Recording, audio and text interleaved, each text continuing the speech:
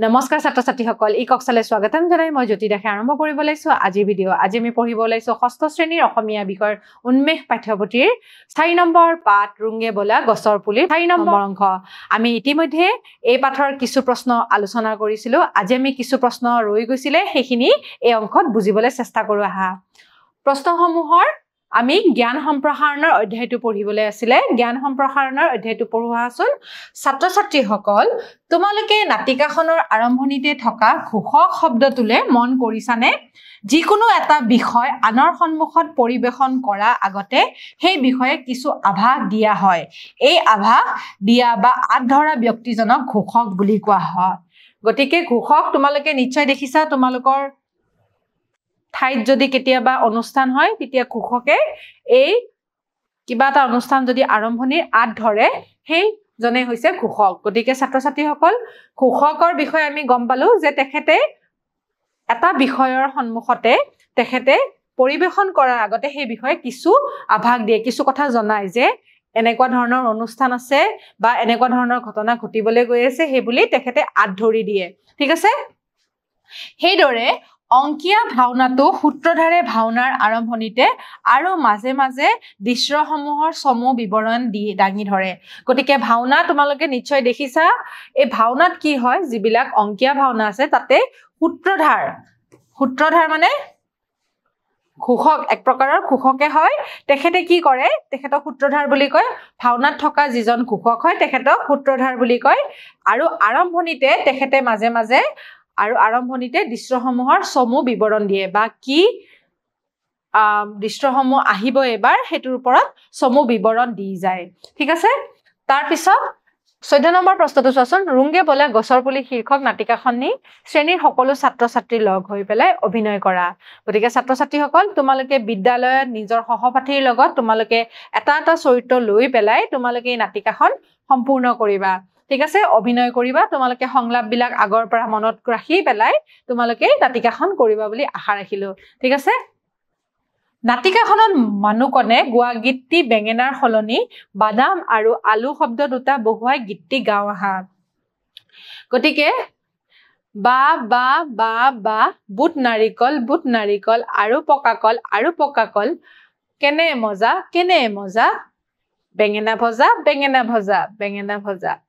গতিকে এতিয়া আমাক বাদাম আৰু আলু ভাজাৰ লগত গাব দিছে ঠিক আছে এতিয়া আমি বাদাম আৰু আলু ভাজাৰ লগত গাই চাওচোন গীতটো বা বা বা বা বুট নাৰিকল আৰু পকা কল কেনে মজা বেঙেনা ভজা বাদাম ভজা আলু ভজা ঠিক আছে এইকেইটা মিলিছে হয়নে আমি ইয়াতে বাদাম ভজা আৰু আলু ভজা বুলি গীতটি এদৰে জুৰিম তোমালোকেও গীতটো জুৰি চাবাচোন ঠিক আছে 16 নম্বৰ প্ৰশ্নটো চোৱাচোন নাটিকাখনত ঋতুপনে তলত দিয়া ধৰণে কোৱাৰ পাছত সুমনাহতে অন্য কেনে ধৰণৰ সংলাপ কব পাৰিলেহেঁতেন লিখা ঋতুপন সঁচাকৈ গছৰ জীৱ আছে যেন লাগি যায় নহয় আমাৰ দেশৰ বিজ্ঞানী এজনে কৈছিল যে গছৰ প্ৰাণ আছে সুমনাই কৈছে গছৰ জীৱ আছে বুলি মই নাজানিছিলো তাৰপিছত মননে কৈছে গছে আমাক ফল দিয়ে ফুল দিয়ে আৰু অক্সিজেনো দিয়ে গতিকে ইয়াতে আমি কি সংলাপ লগাব পাৰো এনেকুৱা ধৰণৰ সংলাপ আমি ব্যৱহাৰ কৰিব পাৰো ধৰা সুমনাই কব গছৰ জীৱ আছে মই নিজেই দেখিছিলো গছবিলাক লৰে কিন্তু গছবিলাক এটা ঠাইৰ পৰা আন ঠাইলৈ যাব নোৱাৰে গছে আমাক ফল দিয়ে ফুল দিয়ে আৰু গছৰ পৰা আমি অক্সিজেন পাওঁ এনেকুৱা ধৰণৰ সংলাপ আমি ভৰাব পাৰো ঠিক আছে 17 নম্বৰ প্ৰশ্নটো চোৱাচোন বন মহোৎসৱ সম্পৰ্কে এটা দফা লিখা তলত দিয়া কথাখিনি ভাবি চাও আহা তোমালোকে গছৰ পুলি ৰোৱাৰ উপকাৰিতা সম্পৰ্কে পাঠটোৰ পৰা জানিলা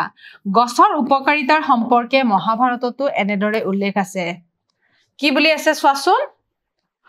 অৰাবপি উচিতং কাৰ্যৈ মাতিথ্যং গৃহমাগতে সেতু মাৰ্গতে সায়ং নপহিংহৰতে দ্ৰুমং মহাভাৰতৰ শান্তি পৰ্ব অধ্যায় 146ত শুক্ল শ্লোক নং 5 ঠিক আছে এইদৰে গছৰ উপকাৰিতাৰ বিষয়ে লিখা আছে ঠিক আছে শত্ৰু হলেও ঘৰলৈ অহা অতিথিক যথাযথ সেৱা শুশ্ৰূষা কৰা উচিত কিয়নো গছ কাটিবলৈ অহা লোকজন গছে কেতিয়াও ছাঁ নিদিয়াকৈ নাথাকে গতিকে ওপৰৰ যিটো শ্লোক দিয়া আছিল এই শ্লোকটোৰ ভাৱাৰ্থ যদি আমি কৰো তেনেহলে কি পাও চোৱাচোন শত্ৰু হলেও ঘৰলৈ অহা অতিথিক যথাযথ সেৱা শুশ্ৰূষা কৰা উচিত কিয়নো গছ কাটিবলৈ অহা লোকজনকো গছে কেতিয়াও ছাঁ নিদিয়াকৈ নাথাকে যোনে গছ কাটিব আহে হিউ কিন্তু ছায়ে দিয়ে ঠিক আছে গতিকে গছ কাটিবলৈ অহা লোকজনক গছে কেতিয়াও ছাঁ নিদিয়াকৈ নাথাকে যে যেহেতু গছক কাটিবই আহিছে তথাপিতো গছে ছাঁ নিদিয়াকৈ নাথাকে গতিকে উপৰোক্ত যিটো আমাৰ শ্লোক আছিল সেই শ্লোকটো এইদৰে অৰ্থ প্ৰকাশ কৰিছে ঠিক আছে এতিয়া চোৱাচোন ৰবা মোক কটাৰ আগতে এবাৰ ভাবি চাবা তোমালোকে ভাবি চোৱানে গছ কটাৰ আগতে ভাবিব লাগিবনে লাগিব কাৰণ গছে আমাক কি দিছে গছে ফুল দিয়ে ফল দিয়ে আৰু আমাক অক্সিজেন গেছও দিয়ে আমি জীয়াই থাকিবলৈ আমাক অক্সিজেন গেছ লাগে সেইকাৰণে গছ কটাৰ আগতে আমি বহুবাৰ ভাবিব লাগে যে গছডাল কাটিলে আমাৰ বহু অসুবিধা হ'ব সেইকাৰণে গছ কাটিব নালাগে ফুল ছিঙিব নালাগে হয়নে গতিকে তোমালোকে গম পালা নিশ্চয় মাদলৰ সেৱে সেৱে ঝুমেৰ গীতটি লগে ভাগে গাই নাচো আহা গতিকে ছাত্ৰ ছাত্ৰীসকল এই গীতটি আমি প্ৰথমতে পঢ়ি চাওঁ হাচোন কি আছে চোৱাচোন চাহ গাছেৰ গীতটি আমাৰ চাহ বাগিনীয়া ভাষাত আছে ঠিক আছে চাহ গাছেৰ মাঝে মাঝে শিৰিষ গাছেৰ পুলি তাৰ মাঝে আছে ৰে ভাই কাইস কাটা আলি ঠিক আছে ৰে পানী আলা পানীয়ে পিলাইতে গলি গলি ঠিক আছে চাহ গছৰ মাজে মাজে শিৰিষ গছৰ পুলি আছে আৰু তাৰ মাজে মাজে আছে কাইস কাটা আলি মানে কাইতে কাটা আলি আছে এত বড় বাগানে ধৰাই দিল পাহি ছাইৰ দিগে দেখৰে গ সৰু সৰু আলি গতিকে ইমান ডাঙৰ বাগানখনত সৰু সৰু আলি আছে চাৰিওফালে ছাইৰে দিগে মানে যে চাৰিওফালে হাই সানাৱালা সানা বেচতে গলি গলি প্ৰথমতে পানীৱালাই পানী পিলাইতে গলি গলি মানে পানী দি আছিলে আৰু সানাবেলে সানা বেচিতেই গলি গলি মানে সানালাই সানা বিক্ৰী কৰে সানা তোমালোকে নিশ্চয় খোৱা গতিকে চাহ বাগিচাৰ এটা পৰিবেশৰ কথা আলোচনা কৰাইছে গীতটোৰ মাজেৰে তাৰ পিছত কৈছে চোৱাচোন ত্ৰানা নাইৰে গো ত্ৰানা নাইৰে গো তানা নাইৰে গো ঠিক আছে এটো এটা চাহ বাগিচাৰ ধুনিয়া গীত হয় গীতটিৰ সংগ্ৰাহক আছিলে পাপৰি মুণ্ডা খোৱাং ডিব্ৰুগড় গতিকে ছাত্ৰ ছাত্ৰীসকল মই গীতটি অলপমান গুণগুণাই দিছো তোমালোকে ইন্টাৰনেটৰ যোগেদি গীতটি ভালদৰে শুনি লবা ভালদৰে ইয়াৰ সুৰটো তোমালোকে বুজিব চেষ্টা কৰি লবা আৰু গানটো গাবলৈ চেষ্টা কৰিবা ইয়াৰে মই প্ৰথম স্তবকটো অলপমান গাই দিছো চাহ গাছেৰ মাঝে মাঝে শিৰিষ গাছেৰ পুলি চাহ গাছের মাঝে মাঝে শিরিষ গাছের পুলি তার মাঝে আছে রে ভাই কাছ কাটা আলি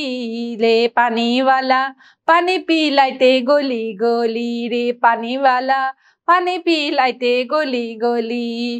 চাহ গাছের মাঝে মাঝে শিরিষ গাছের পুলি চাহ গাছের মাঝে মাঝে শিরিষ গাছের পুলি তার মাঝে আছে রে ভাই কাছ কাটা আলি রে পানিওয়ালা পানি পিলাইতে পুলি পুলি রে পানিওয়ালা পানি পিলাইতে গলি গলি